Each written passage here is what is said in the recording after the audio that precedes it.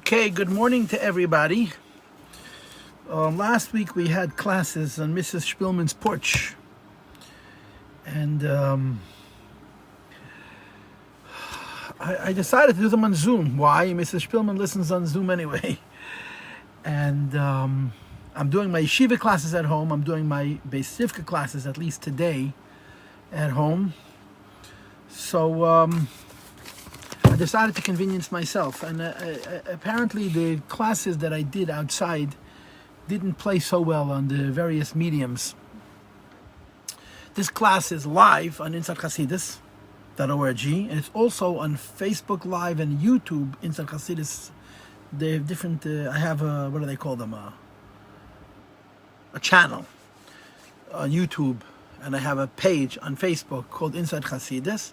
They're all being broadcast live, and Hameitzar Hashem, on the last two, that means on Facebook and on YouTube, these classes will be saved on the Inside Chasidus page. You'll be able to watch them later as well.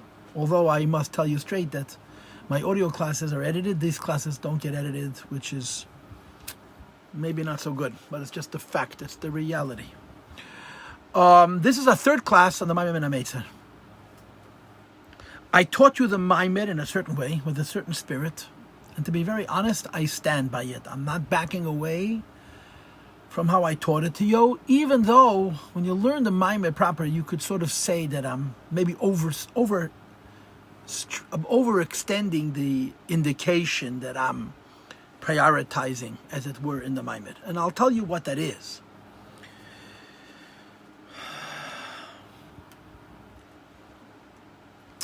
In my humble opinion, the heart, the soul of this Maamar is a small little piece near the very, very end. It's Perek Tes. It's not even all of Perek Tes. It's the first half of Perek Tes, first third of Perek Tes, where the Rebbe, our Rebbe, quotes the Rebbe the Tzemach Tzedek, who brings a medrash, which is absolutely delightful. It's delightful because it makes the point that I think is at the heart of this Maamar in an incredibly crisp way. What's the point? The mashal is that there's a mother, let's use American language, who goes with her daughter who's in labor to the hospital, and the daughter goes into labor, and the daughter is screaming, and when the daughter screams, the mother screams with her. Now, bepashtus, psychologically, the mother's crying with the daughter is empathy, right? It's mein Tochter, it's my daughter, she's in pain, so I'm in pain. And, parents will always tell you, I'd rather feel the pain myself than watch my children go through hardships. But the Rebbe explains it al pi Chasidus. And he explains that the mother and the daughter represent Bina and Malchus, a higher level and a lower level. A level where godliness is substantially revealed, and a level where godliness is critically concealed. The daughter is the lower level. So she's crying because godliness is concealed. Why is she crying out? Because she's in a state of deficiency, spiritually speaking. There's not a lot of revelation of godliness. Godliness is concealed. Malchus has been reduced to an akudah. So she cries out from real acute pain. Now, the mother's rich. But Bina of Atzilus recognizes that, the expression is Bina minod dina misad, and all Gevura begins on the highest levels. You may not see how gross, in other words, how overtly painful the Gevuras are on the higher levels, but they are the source of the Gevur on the lowest levels. In other words, what later on are going to become terribly severe concealment of the Eibishter begins on the very highest levels. And the mother, spiritually speaking, is acutely aware that the chesreinis, that the deficiencies, and therefore the crying out by her daughter on a much lower level are rooted in the finest chesreinis as they are by her. So when the mother cries, she cries like the daughter cries. In other words, the concept is, and this is sort of me embellishing the Maamar, that a person can cry out in pain when they're in pain. If a person has a scratch on their new car, it also frustrates them. But they can't cry out in pain like a person who's hungry and cold and afraid and unsure, because it's not the same pain. The mother represents a level where there's an enormous amount of divine revelation, but because of some kind of dakas hara on that high level, when it comes down to the daughter, it's going to be gross concealment. It's going to be real helam v'hesed. So the mother is able to cry, not only in a way that reflects the deficiency that she's experiencing, which is minute, but because she sees the nishtalshalom, she sees how in her daughter that manifests in extreme concealment, and therefore she cries out, min hameitzar, not her own min hameitzar, but the min hameitzar of her daughter. And that's how the Rebbe explains that even a person who's on a very high spiritual level and in a very good spiritual place can scream in hameitzar karasi kol noni b'merchavyo, whether it's a yid crying in their seres yimei tshuva, or it's Teresh Ababeh crying, or it's Eretz Yisrael crying, or it's Tishrei Rasha B'tchilosa before the Zayim Tchilos Masecha, when you only have the Zikar L'Yem Rishon crying, or the Pasuk Ben HaMeitzar itself, which follows the 4 Kiliyei Chastes. How could one cry out from the depths when their master condition is so ideal? And the answer is because they recognize that as ideal as their condition is, the chesaron by them which is tiny. Like, for example, the mistake that Adam Rishon and Chava made in eating from Eitz Das Tevara, which results in a dakas hara. But that is the source of what will be gross ra, overt ra, real ra on the lowest levels. This arouses that even the mother is able to scream in hameitzar. The person has all the blessings of screaming in hameitzar, and of course it results in the anoni b'merchavyo. This is the Maamar. Now, of course, there's another simpler insight which seems to dominate the Maamar more in terms of words, which is that even when you're the highest levels, when you look to a higher level above yourself, you can scream in hameitzar, like the mashal that he gave from the Shefer Godel. It's so interesting. It's so interesting. In Tafshin Chav Ches, 10 years before this, the Rebbe said the Maamar min hameitzar. He said a Maamar, we talk about Shefer Godel, but there he explained the Shefer Godel as being a bigger meitzar than the Shefer Kotten, a bigger meitzar. Here the Rebbe says that the Shefer Godel's Tzad HaTzor is the Rochav from the Shefer Kotten Tzad HaRochav. In other words, on the higher levels, the Shefer's narrow end is wider than the Shefer below its wide end. And he argues that whatever level you are, when you look to a level above yourself, relatively speaking, you can scream in hameitzar. Those are the 2 points. But the first thing I said is, and it's brought in the Maamar, I'm not making it up, I'm just emphasizing, it seems to be the deeper point, that not only can you cry min hameitzar on every level, but on every level you can cry min hameitzar like the person's on the lowest level of meitzar, because of the understanding that the min hameitzar that the daughter experiences is based on the min hameitzar of the mother. That's the Maamar. Now we skipped the middle of the Maamar. We learned the first half, then we learned the last, I don't know what you want to call it, third or quarter, and we left from Pedic Hey, which is on page 11, until the top of page Yud Gimel, not page 11, page Yud, until the top of page Yud Gimel for the last class. Now this third of the Maamar, this third Shir, is the Maamar Reish Ayin Ches. This Maamar was said in 1977, Tafshin Lamed Ches. And it was said 60 years after the saying of the Maamar Min HaMeitzar by the Rebbe Rashab in Taf Reish Ayin Ches, 1917.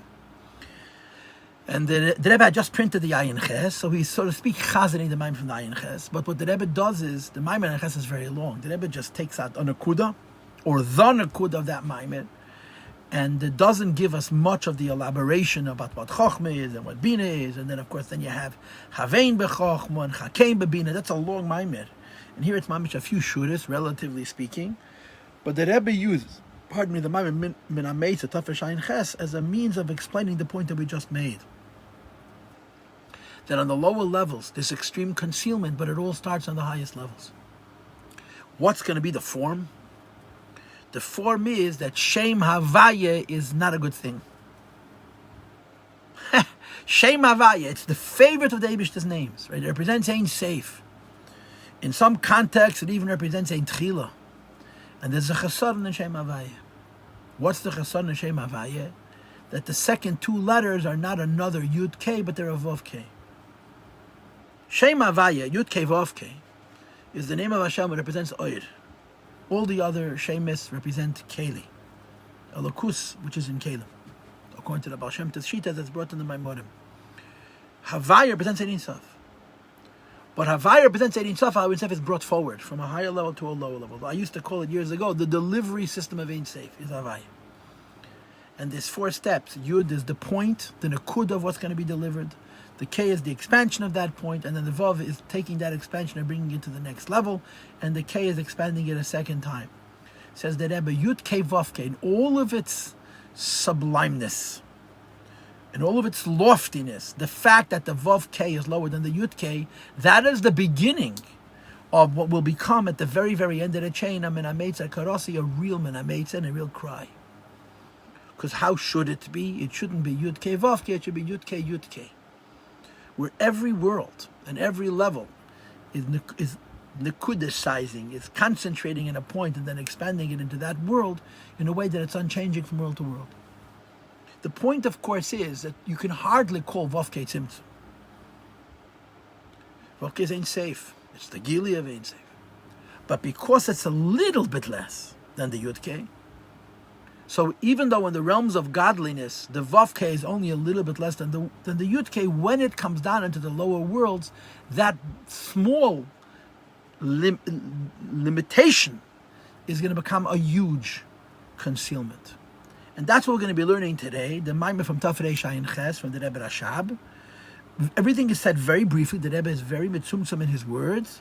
And by the way, I want to announce that before I came here, I went to my Facebook page and I put up this Maamar. If you want to follow inside, I put up the PDF of this Maamar. We're beginning on page Ches, near the bottom of the page. Sifhei. Zog the hele Rebbe Yuvan calls up here Mashma Vaya Kvei Kedusha Mubashab Nishma Seid Medaben Hameitzar Shayin Ches He Bishishim Shana Shasol Zaata. This Maamar 60 years ago. Now remember, today this is 42 years since the Rebbe said the Maamar. So it's actually 102 years since the Rebbe Nishma Seid said the Maamar Min Hameitzar Shayin Ches, which the Rebbe then printed. The Tzarech Lavan Biyarinyan Beis Pamam Yutke. He asks the question from a different angle. Why did it say Min Hameitzar Krasi Ka on Noniv Merchav Ka? It should say Min Hameitzar Krasi Ka on Noniv Merchav. Right? L'cheira haba le'lameim, second line from the bottom, and hameitzar krasi ka, Noniv Merchav, and Ka is already mentioned. And of course, the answer is going to be to bring out the point that the Noniv Merchav is to change the Vav K into a Yud K. Meaning that even if you're on the highest levels, where the chesreinis are daka mina daka, they also have to be healed. So that on the lowest level, there shouldn't be a true min hameitzar. Maybe he brings in the Shallah, skip the parenthesis. That the meaning is that instead of the Eibishter's preferred name that represents the maximum revelation, Yud K Vav K, being Yud K, and then a Vav K to be based upon a Yud K. In other words, the Vav will also be a Yud. What would happen then? Each world gets a point from the world above itself and expands it, then delivers it to the next world again as a point, which is then again expanded, which there is to the next world as a point. But as long as it's Yud K, it's not changed. When the Yud K becomes a Vav, that's a change. That the next world is getting less than the world above. So when it gives to the world after that, it also gives it in a way that's even further diminished, and each world diminishes it a little bit more relative to the world beneath itself until you have a real min hameitzar. Allah said, "Lovey," that says in the pasuk, "Bayemu yiyah beis pamim yutke," and the Rebbe says, and he explains, "Sha'inyin zeh," that the idea that godliness should be revealed in the highest worlds, and it should come down to the lowest world without any change, which is represented by Yutke Yutke, rather than by Yutke Vavke. Says the Rebbe, "Hoya begilio eid shnev b'yemerishin." This is the light that existed prior to creation, the light that filled the first day of creation. Was a light of Ein Sof that was the same all over. And the Rebbe repeats again, the Rebbe mentioned on the previous page, that even before the Binyan HaMalchus, even before the Zayim Tchilas Masechet Thra Avodah, the Zikar on the Yom Rishon is already the Ere Shenivra B'Yom Rishon. And the Ere Shenivra B'Yom Rishon means how Ein Sof comes from the highest levels to the lowest levels, without any change, as represented by the Oshetevis of Yudke Yudke. And he brings two Maamar Chazal. Actually, Maamar Chazal and a pasuk. So you have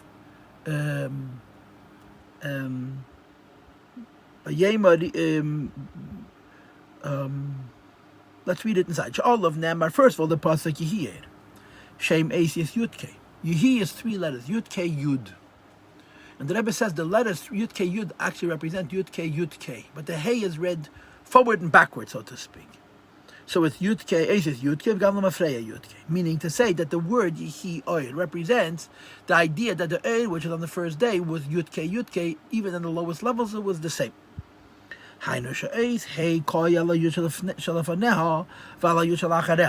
This means 4 lines from the end of the first paragraph on page test. The light which was shining on the first day is the Inyan of Beis Pamim Yudke. And Beis Pamim Yudke connotes that on the lowest levels it's the same as the highest levels. It doesn't get first subtly and sublimely diminished on the highest levels, which will become grossly and acutely diminished on the lower levels. Because on the highest levels it's not diminished at all, on the lowest levels it's also not diminished at all. And then he brings the Maamar Chazal. In addition to the pasuk where the word is Yihi, he brings the Maamar Chazal where the word is Hoyo. And the Rabbi Rashab further explains that the word Hoyo is also Hey Yud Hey. So the Hey Yud Hey is the same thing. The Hey is Hoyo, Yud Beis Heyin, and the Yud is read Al Hey Shalafanav, Al Hey Shalacharev, and the Yud Ke Yud Ke. So the pasuk says Yihi. The Medrash says Hoyo. The pasuk has 2 Yuds and a Hey. The Medrash has 2 Heys and a Yud, and they're both meaning to say that Havaya is not Yud Ke Vav Ke, it's Yud Ke Yud Ke. So the Rebbe Rashab says, now how come in the pasuk it says first Yud, then Hey, then Yud? And the Medrash, in other words, there's 2 Yuds, and the Hey is representing 2 Heys. And in the Medrash, it's Hey, Yud, Hey, that there's 2 Heys, and the Yud is representing 2 Yuds. So the Rebbe's Nakudah is going to be, each reference is Madgish, emphasizes the Chiddush. Lifnei HaTzimtzum, you say Hoya, 2 Heys and a Yud. Because the Hey represents Gilui, and the Yud represents Etzem. Lifnei HaTzimtzum, you want to emphasize that even though everything is bottled, there's already 2 Heys. The pasuk, which is describing the creation of Eid, is talking la'achar HaTzimtzum. So therefore, there's 2 Yuds to emphasize that even after the Tzimtzum, there's the idea of Yud Ke Yud Ke. Umavayer b'maimer hatam, the reason sheb'maimer sheb'shem havay shekeid mabri nemri hoya. The Medrash speaks about kodesh nivra elam, says the word hoya beis hey. Ub'shem havay shenem be'er shivri emerishin says yehei beis yud. When the Chumash describes Hashem creating light, which is of course light that's going to come into the world, it's backwards. It's 2 Yuds and a hey. The pshat is, this is the Rebbe Rashab still talking. In each case, you say the bigger chiddush. Before there's a world and there's only godliness, you have to say, and then he brings from David HaKedesh that this includes also and I'm skipping the bracket. That even Erin Seif Shlifnei Tzimtzum has a gilu, which is represented by the hey. And that's why in the Pirkei, the Rabbi Lezer, which is speaking about Lifnei Tzimtzum, it says, Ad Shalei Nivra Ha'elam, Hoya, Hu Shmei Bilvad. I'm now 7 lines into the paragraph, and the pasuk which says Yihiyed, which is talking about Erin Seif Shlifnei Shalachar Tzimtzum. The worlds already exist. The Chiddush is that there's still the concept of Yud, which is that it's godliness in a kernel, in a seed-like state, which is an essence which is unchanged. So in each case, Lifnei HaTzimtzum, it says Hoya to emphasize that there's already the godliness that relates to worldliness. And La'achar HaTzimtzum, you say Yehi to emphasize the idea that there is still the truth of godliness, which is above worldliness. But the bottom line is, both this Medrash, and the pasuk Yehi Eid are both saying that there's a notion of godliness coming into worldliness, which is not changed from Yud Ke to Vav Ke, but becomes Yud Ke and Yud Ke twice. Or maybe Dugma Lazay brings an example for this. In each case, you give the Chiddush, and of course, you have to understand that the Rebbe Rashab's Maamar gives you an arichas dike hezber on what Chochmah is, and an arichas dike hezber on what Bina is. Here, the Rebbe doesn't do any of that. And then he gives you the idea of Chakeim bebina and Havein bechochma. How Bina has in it Chochma, how Chochma has in it Bina, and Bina has in it Chochma. So the Rebbe says, much according to the pasuk says, "V'chochma ma'ayin timotze ve'ezem makom bina." Chochma is found from ayin, and where is the place of Bina? So the Rebbe observes that by Chochma you talk about timotze being found, and by Bina you talk about ezeh. We don't know where it is. So the Rebbe Rashab says it's the other way around. Chochma you should say ezeh, and Bina you should say timotze. Nevertheless, 6 lines from the bottom of page test. By Chochmah it says Timotze Shuinyan HaMetzias.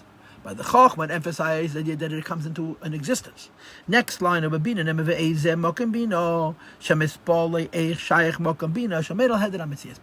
he emphasizes that it is, and by bina, he emphasizes that we still don't know what it is. Well, it should have been by Chochmah, and by bina, timotzi. And the teretz, of course, is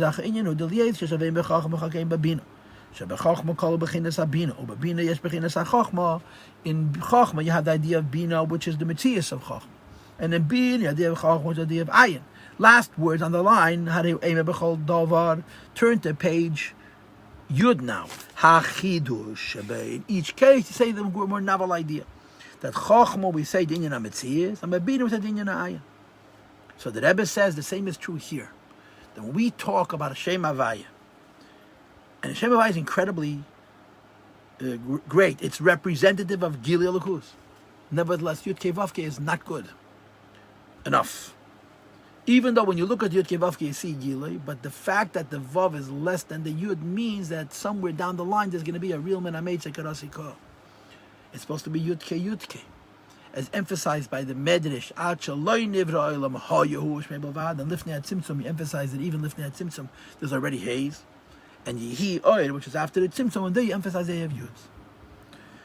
On the Inyan, the base Pamam Yudke Sheli Asid Lavi. There is the idea of twice Yudke. Says the Rebbe, first of all, Hayalif Ne'ad Tzimtzum. It existed before the world, which is Hayahu Ashmei Bavad. And then it exists La'acharat Tzimtzum Begili Ediyeh Merishin, which is Yehi Oyer. Problem is, it didn't stay that way. However, Ayedei Tzimtzum, B'chenadei Agniza, the Eibishter concealed the light, diminished the light, and then hid the light. Skip the parenthesis, Nasa Bechinas Vavke, you have the Yudke Vavke. And as great as a revealer of Vavke is, the fact that it diminishes what Yudke is, even a little bit somewhere down the road is going to result in a creation who's going to cry out from pain and from darkness. That the Neshama cries out to the levels of Yudke, Bechinas Kohanela. Liez Vavke Gamkin Yudke, that because on the highest levels. Instead of it being Yudke Vavke, on the lowest levels, you cry out for that chesaron as it comes down to a gross level. And of course, the answer is Anani B'merchav Kol, that it should be La'asid Lavi, and perhaps on some degree even now, that the Vavke should be changed into a Yudke. Yihi rather than Yudke Vavke. And of course, this is the answer to the question that the Rebbe asked on the bottom of page Ches. Why did it say twice Yudke and then B'merchav Kol? Because the pshat and the anoni b'merchav kol is that the vavke should become a yudke. That the tzimtzum shouldn't be that it gets less from world to world, but in every world it's the same. I'm on page Yud, third paragraph on the top, number 10. Mamshech Lavari explains, Hine Shem Havaya b'chinas Gili Havaya is the idea of Gili. And the Rebbe says, Chiddush Shem Havaya Shem Elikim. 4 lines into the paragraph, Hine Yesh Beis Shemes Havaya. When you speak about Havaya being Gili, or as I said to you in my introduction, it's the delivery system of Ein Seif, says the Rebbe, there's 2 Shem Havayas. Just like before the Yud Midas Harachim, we have twice Havaya, and I'm sure you know that according to the Arizal, the Hashem, which is before the Yud Midas Harachim, are not from the Yud Midas Harachim. According to the Arizal, the first of the Yud Midas is Kale, and Havaya are before or higher. Why are there 2 Havayas? Because there's 2 Madregas in Havaya. Havaya de Le'ela and Havaya de Latata. Vayna b'chinas Se'ela Me'ela Atzmei Shalamayla b'chinas Se'ela Meis. V'er Sheba b'chinas Gili Yala Eilamis. There's Ein Seif Shalifnei At Tzimtzum, that's the higher Havaya. And there's the Ein Seif, which comes La'achar At Tzimtzum, which is Shachas Ela Eilamis, which is the lowest Havaya. Upasik time Be'bein Beis HaShemes, there's a separation with a psik between 2 Shemes Havaya b'chinas At Tzimtzum, Mavlu Mavlu Beis Shemes Havaya. And that because of the Tzimtzum, the higher Havaya does not come into the lower Havaya. So that even though the lower Havaya is Megala so much Alakus, it's diminished a little bit. And that small diminution at the end of the chain becomes a hameitzar karasi. 4 lines from the end of the paragraph. When you have a teacher and a student, and the teacher is not just giving information, the teacher is giving the student a level of understanding which is shalei be'erech, infinitely removed, quantum separated. The only mashal to explain what this means, when you have a teacher and a student that are so radically separated, and of course this is what's discussed in this Maamar in hameitzar Shayin Ches, the difference from before the tzimtzum to be after the tzimtzum is bein areich. The only mashal is like a teacher who sees and a student who hears. There's a story. I'm going to be makatzer now, even though I could spend a lot of time explaining this, because I don't have sufficient time. Okay? There's a story with. I heard this from a student of mine. I heard this from his uncle, Rabbi Groner Olav Hashalom, who heard it directly from Harav Chaim Zimmerman. Harav Chaim Zimmerman lived in New York for many years. He spent the last years of his life in Eretz Yisrael. He knew Kol Kula. He was the Me'orech of the Pardes years and years ago, which is a Yarchen Teironi. He was a big Goan. And he had a relationship with the Rebbe. He would come and talk to the Rebbe in learning. He would argue with the Rebbe. I recently came across a Yid who lived in Yerushalayim, who knew him from his later years. And he told me stories that I heard from him about his relationship with the Rebbe. And I still have to go back to him and hear the end of the story. We were interrupted. Anyway, Harav Chaim Zimmerman was very impressed with the Rebbe's goiness. And he once told, I heard it from the Rebbe Lipsker, that the Biel, that after a long debate with the Rebbe, he turned to the Bachram and he said that the Rebbe is like the Rambam. So the Bachram said to him, what does that mean? So he told them, you'll never understand. But they persisted, is then in Zugestanden. So he told them, he said to them like this, you think, the Rambam wrote the Sefer Mishnah Torah. He sat down and he learned through it in Hilchas Kishma, and then he wrote Hilchas Kishma. He learned through in Shas Hilchas Tefillah, then he wrote Hilchas Tefillah, and then he learned through that in Hilchas Tefillah, Mezuzah, Sefer Torah, and he sat down and he wrote it down. He says, Lemet Anam. He says, the Rambam learned the whole Torah. And to him, the Torah was a picture, was a lattice work, where everything has a place, relationship with everything else. And when the Rambam wrote a particular set of halachas, he simply took out of that achtos, of that lattice work, of that panorama, of that picture, the halachas connected to Hilchas Krishma. That's why there's such a perfect consistency in every single word of Rambam compared to every single other word of Rambam, because every word comes from the Rambam's Torah, for lack of words, which is almost like a visual Torah. And then he says the Rebbe has 2 or 3 klolim, he said. I don't know what they are, but with these klolim, the Rebbe goes through Kol Torah Kula. And that the Rebbe has a visual, a panoramic sense of what the Torah is. This is what he told him. There's a sikha from the Rebbe, which is Negei Lamaise, about the Tur, where Harav Yosef Kapach Olav Hashalom proposed that maybe you have to change the halachas of the Tur, of the Beis Yosef, because he bases it on the 3 Amudei Ha'olam, the Rif, the Rambam, and the Rosh. And they found that Ksav Yad of Rambam, which is the beginning of the Madura Revius, and if the Rambam changes his psak, then the Reiv changes. If the Reiv changes, you have to change the psak of the Beis Yosef. So the Rebbe said you shouldn't. And what the Rebbe said is that even though the Beis Yosef writes that he bases his halachas on the 3 Amudei Ha'olam, the Rif, the Rambam, and the Rosh, but the Beis Yosef had his own Torah. And every halach of the Beis Yosef, even though it's officially based on Rif, Rambam, and Rosh, is the Beis Yosef. And when something changes in Rambam, it doesn't mean that the Beis Yosef's Torah is going to change. For the same reason that the whole Torah by the Beis Yosef was one achtas. It's the same principle as the story that I told you before. So now, you have in Chassidus a mashal for Tzimtzum Harishon of Rav and Talmud. Before the Tzimtzum, there's the world of the Rav in the mashal, and after the Tzimtzum, there's the word of the Talmud, of course, in the mashal. And the argument is that the difference between how the Rav understands and the Talmud understands is not just that he knows more. In the Rav's world, it's one. It's an akuda. And when the Rav teaches the Talmud, the Tzimtzum is double. Why? Number one, he has to destroy the picture. The Talmud cannot get the visual, the unity. The Rav chooses one aspect of his unified Torah, which he extracts from how the Torah is miksha achas, the Torah is one panoramic unity in his mind, which is going to communicate to the Talmud. When the Talmud is going to hear that one idea, he's not going to see the whole picture, because he can't, he's not a keli for it. He's going to understand that one idea. So there's several steps of reduction in the process of a teacher teaching a student. Number one, the teacher has to go away from his panoramic vision and relate to the student on the level where the student is able to understand. The student cannot see, the student can only hear. The student cannot visualize, the student can only comprehend. And on that basis, he can only give him one aspect or one expression of that visual Torah, which a student is going to process and understand on a level of shmiyah, of understanding, which will mean that he has no connection to the visual of the Rav, And even the audio of the Rav that he's going to understand, he's going to understand it less well than the Rav. And that's the mashal of Tzimtzum Rishon. And the way the mashal goes in the Ayin Ches and in Kama Makayim says the Rav turns off his brain completely. The Rav sees Tate as a Miksha Achas. He turns off his brain. Totally. What happens when he turns off his brain? He's able to hear the world of Seichel HaTalmud, how the Talmud thinks. And then he reactivates his brain. But he reactivates his brain based on the foundation of how the Talmud thinks. And the Talmud can't see, the Talmud can only understand. And he's going to give the Talmud one idea. The Yud is already after the Tzimtzum.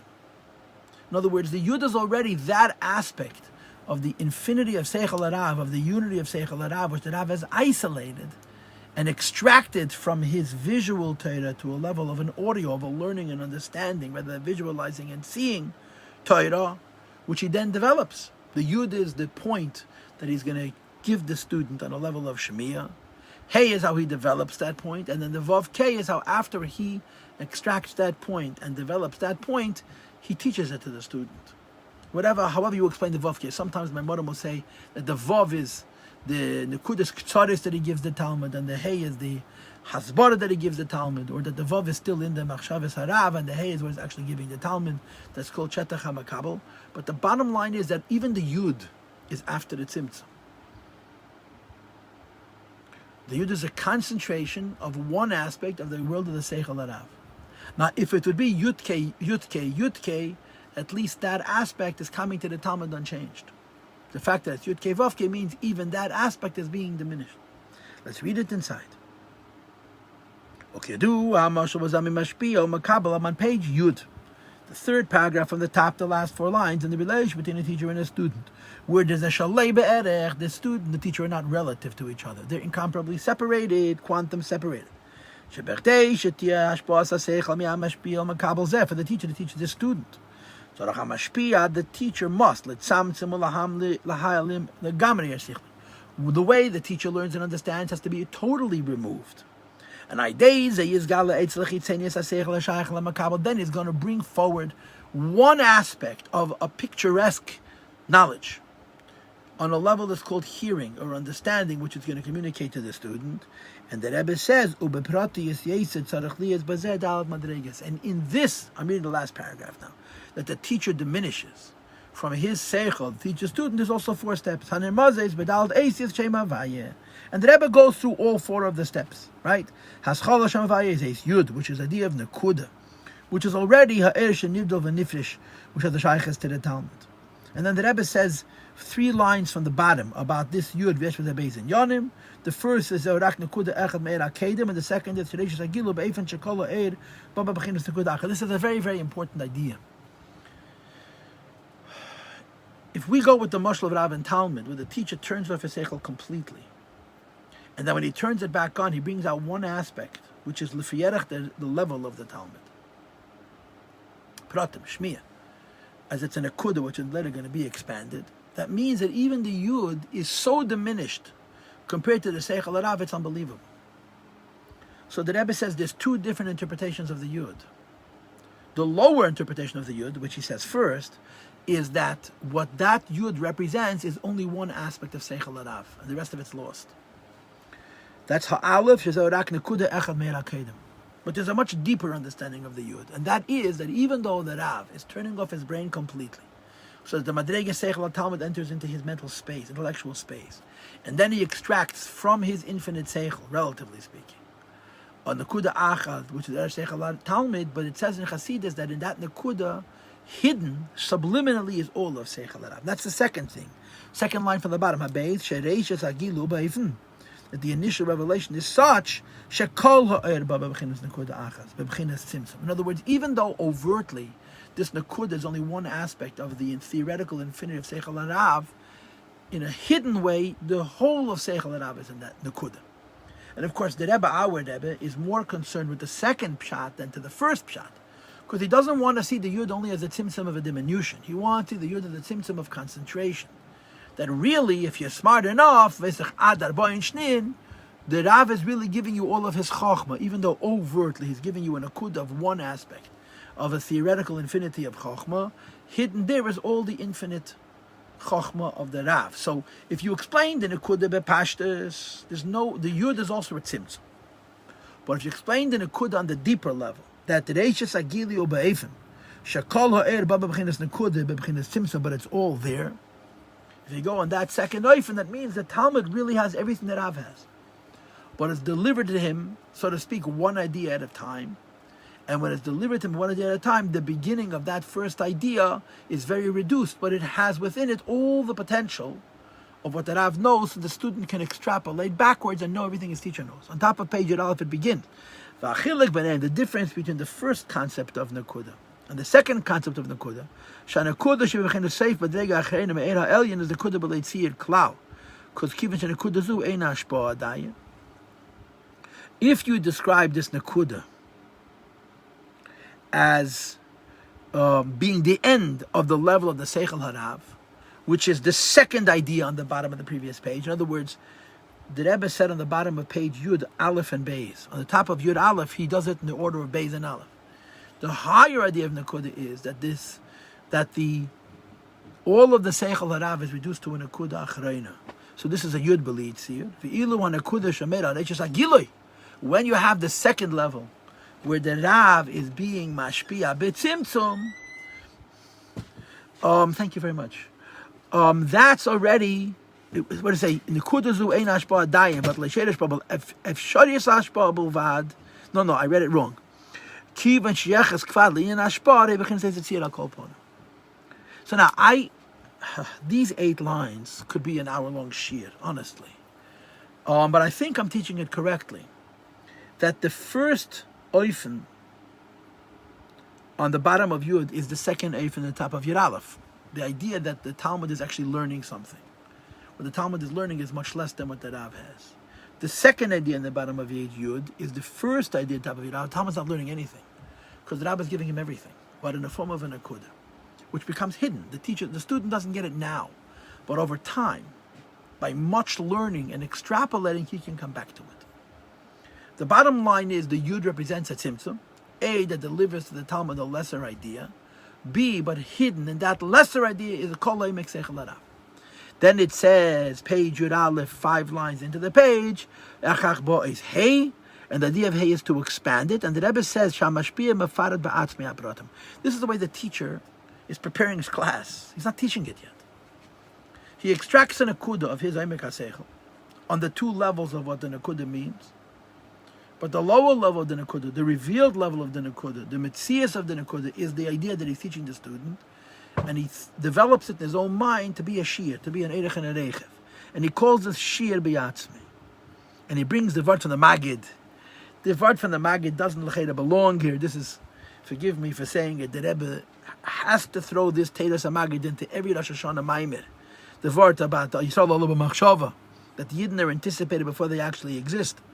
But here the Rebbe is explaining it that the B'min Nimlech B'nishmasayim Shal Tzadikim is the Madrega of a Hey, which is fascinating. I mean, again, if we had time, we can sit on this Nekuda as well. The Mashal of the Magid is L'chayra much higher level than this. This is how Yidna Mushish and Atzmas, which has no Shayches La'elam is. Here the Rebbe is using it for the idea of Hashara the Eis Hey.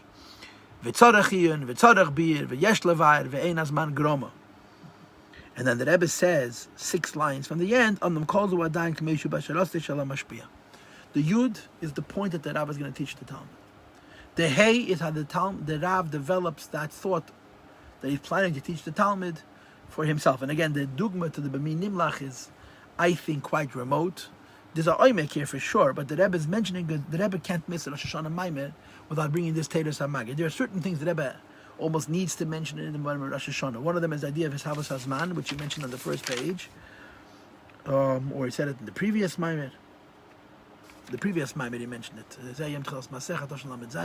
And then this word from the Magid, they always seem to find their way into the Maimer of Rosh Hashanah. Anyway, next paragraph, number 12. The Yudke also has a contraction and an expansion, just like the Vavke. There's a big difference. Why? Because the Yudke is in a Kuda which is expanded, that even though it's going through Tzimtzumim, what was there originally is somehow retained. The Vavke is also a process of an akuda which is expanded, but something is lost. And the way you see this illustrated, he brings, because the Yudke is still Moichin and the Vavke is still Midas. It's already Midas. And he says, if it's true Lamata, it's true Lamaila. I'm going to be Makatset in this. Just suffice to say that this is the fact, that when you have a tzimtzum of Yudke, even though there's a huge change, what was before is preserved in a hidden way. When you have a tzimtzum of Vavke, what was before is not preserved. And of course, the point is that because on the Vavke level, what was before is not preserved, when you go to the bottom of the chain, you have a real min hameitzar. So we go to the very bottom of page Yud Aleph. I'm sorry, I had to rush, but the clock has no heart. And number 13, that a person cries out to Yudke, even if one is holding by Havai, which is above Elikim. Turn to page Yud Beis, even the Vavke is also an infant higher than time. 3 lines from the top of the page, in Nirgesh Etzli and Shelmates, that he feels the narrowness. Why? Because Mitzad Chilukim Madrigesh Adei Tzimtzum was an original Tzimtzum. And that original Tzimtzum creates a chain of levels. And the diminutions you see, and the Halametz Ve'estadim, and the darkness, and the Choshech, and the Min hameitzar, you see at the end of the line, is rooted in the beginning of the chain. Sha'er Amer El Ha'elameis, the light which shines to the world is Bechinas Vavke, it's not like Etzem Mei Yudke.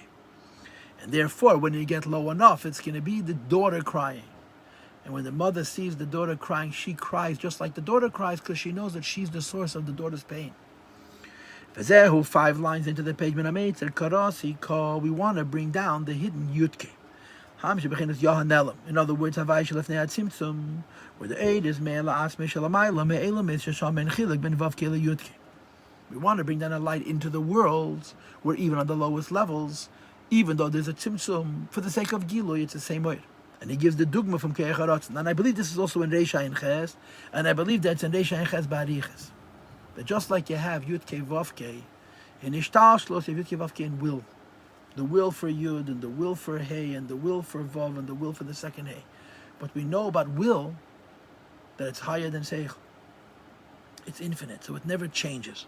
So the Rebbe uses Yudke Vavke of Ratzon as a mashal for Havai Shelefnei HaTzimtzum.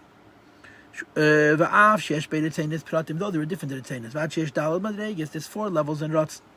Hayadam nem shemay Ratzon HaPashal Ritzeines Pratim ha'alef, he bechinas klal, abeis bechinas prat, and a gimel ha'mayla v'klal prat. He brings 3 levels, klal, prat, and higher than klal prat, kam yachat. And I believe that all 3 of these are lower than the Yud, which would be the source of the Ratzon. Says the Rebbe Mekomakam, even though there are levels, and Madreges and Ratzon, Iker Ratzon, Shuteka Ratzon, the core of will, which is the power of will, is Bechol HaPratim B'Shav, is the same everywhere. Uvishal B'Ratzon Klal K'mei B'Ratzon Prati, the greatest will, the most encompassing will, and the most detailed and nuanced will are connected.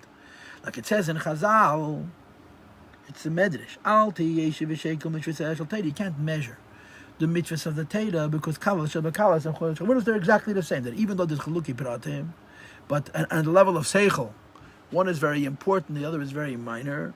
But on the level of Ratzon, Kulam Hem Tzivi Ratzon Abeirei, Ukmei Lamata Tzivi Amelch Kabbalah Sel Malchus Ein Chilik Prati Inyanim Shebezek Kulam B'Shava, and the same is true Lamaila. When a king gives an instruction, whether the instruction is gigantic and most critical to the civilization, or most insignificant, it's an instruction from a king. So there's an infinite value and worth in it, because what you're doing is what the king wants. The same is true Lamaila. So Havai of Ratzon doesn't change from level to level. The Havai of Ishtalshalos does. So Min hameitzar Karasi Ka is, we want to bring down the Havai which is higher than Ishtalshalos. So that on the lowest levels, there should be the same Gili on the highest levels, even though there's Yudke. There's Tzimtzum and his Pashtas, over and over again, it remains the same. And the mashal is Havai Sheberatz. And the Rebbe finishes the paragraph by saying, "Vadugma mizeh yuvan lamayla." This is a nimshal for the idea of Shem Havai Shlefnei HaTzimtzum.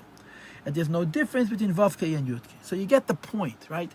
Our Rebbe is saying a Maamar Chassidus, Min hameitzar Karasi Ka.